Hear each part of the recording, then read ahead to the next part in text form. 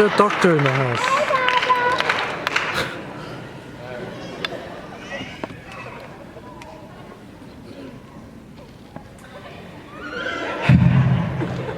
Alright, let me just a second, let me just,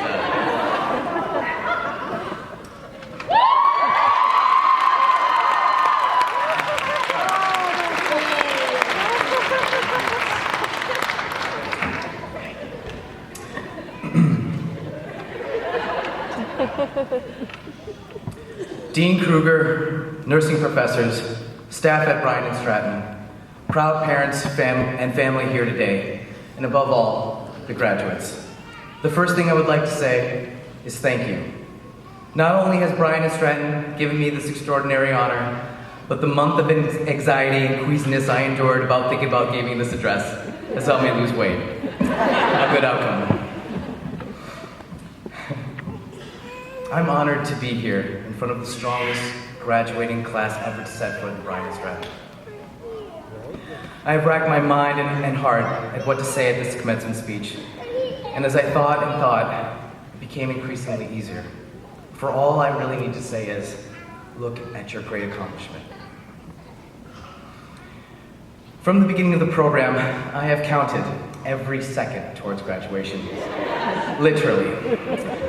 We started with exactly 50.7 million seconds, 0800 September 7th of 2016, until 1400 April 17th of 2018. I made everyone aware of this that would listen.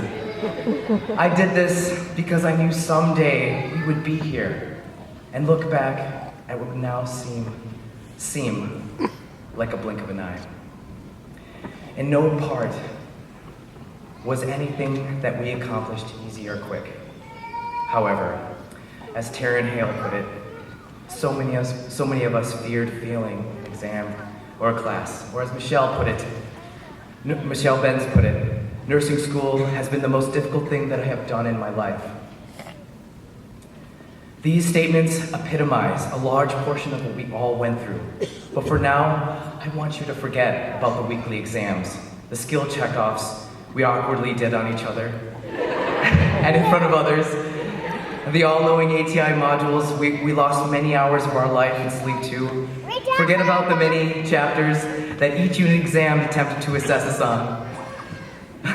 The walking club some of us participated in before those exams, or the group projects that focused nursing theories into real-world applications, or even the 20-page nursing care plans. Disregard, if you will, the miles many of us like Peter Hurl, Peter Lechner, Kelsey Jenner, and myself traveled to get to school in our clinicals.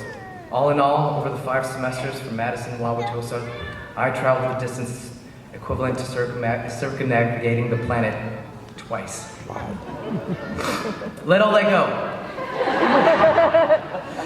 go. The one main thing I want you to remember about our experience is the sheer courage and altruism we shared for each other, and the many patients we helped while completing our clinicals.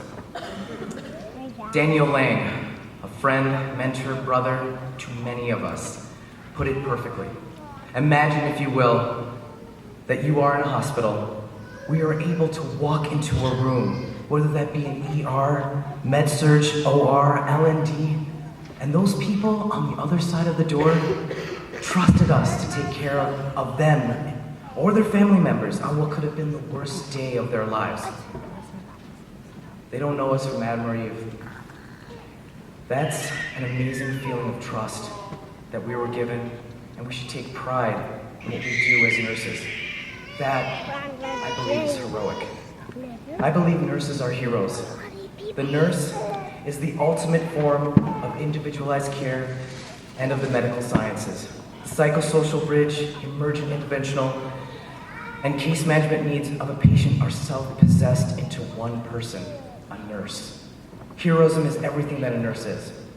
Nursing to me is caring, nurturing, advocating through education on behalf of the patient.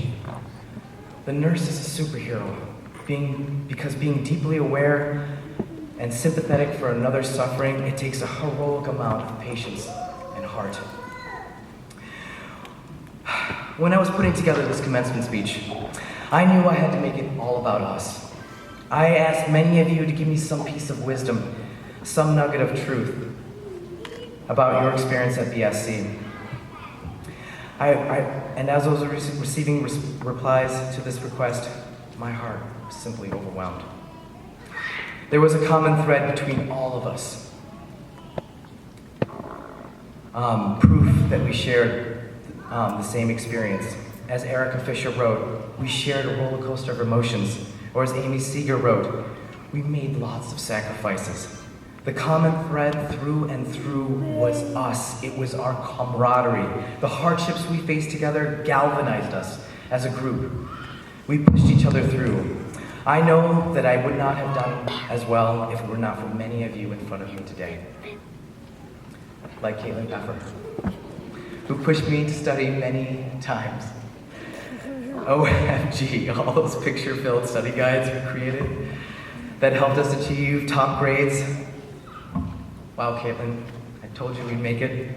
I'm gonna pick on Caitlin just for a little bit more. As many of you know, Caitlin has many brain bleeds right before exams.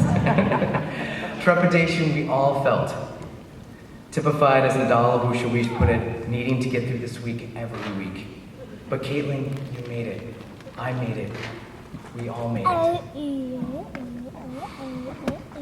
If not only for our camaraderie, there was another huge force guiding us through this program, our family and our friends. Liz Knoll, mother of 2 beautiful children, wrote to me that the biggest challenge that we had to face was to balance school life with a family, and that having others in the same boat made the process much easier knowing we were not alone.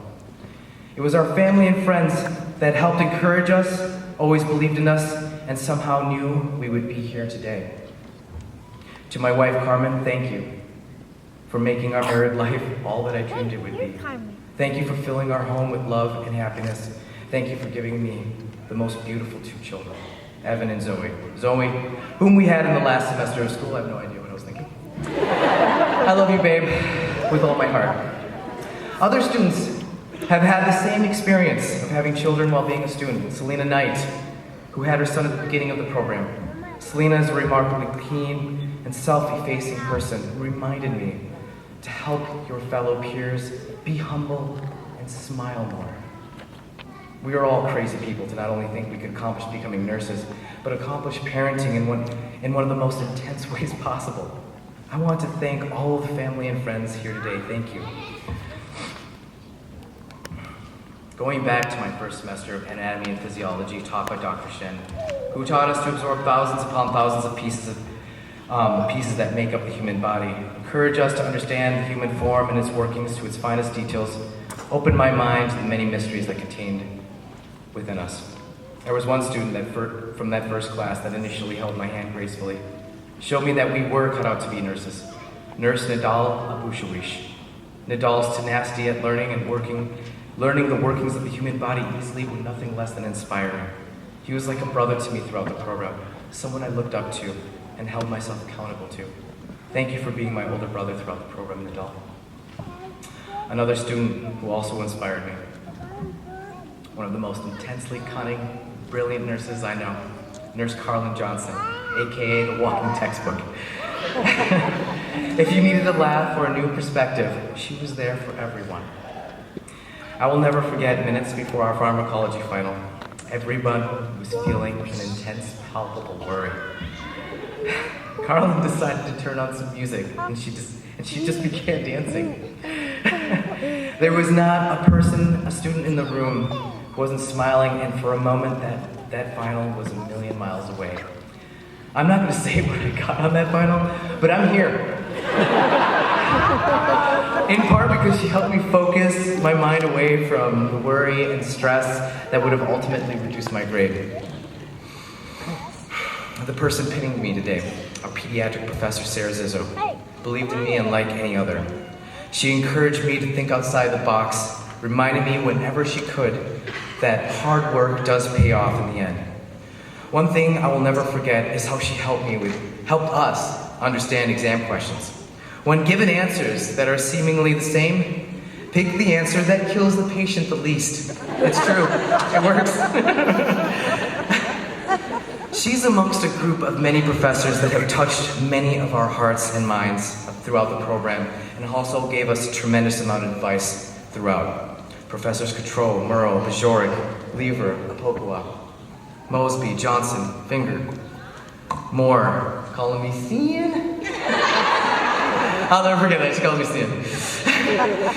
While teaching me the best technique at placing IVs in anyone. And Finger, I said. And our dear Andy Broman, who helped inspire us, many of us to see our own dreams.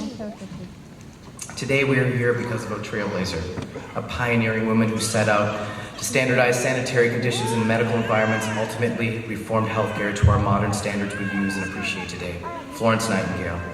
In the 1860s, Florence Nightingale was honored with the Red Cross of St. George, and for her selfless efforts to injured men during the Crimean War, was the first modern-day nurse pinning.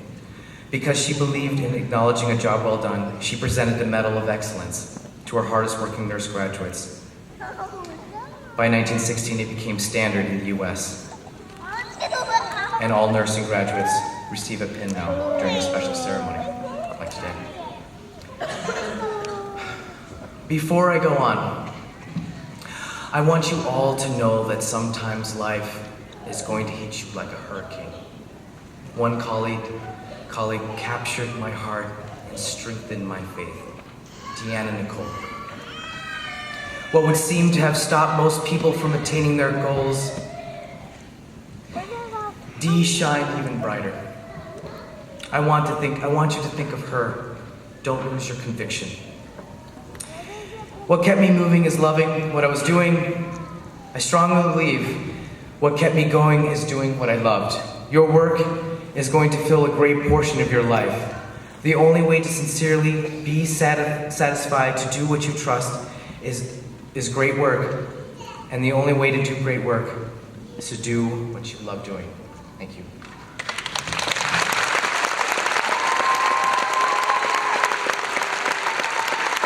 Take a selfie.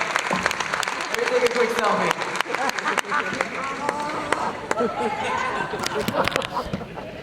All right, 1, 2, 3. Woo!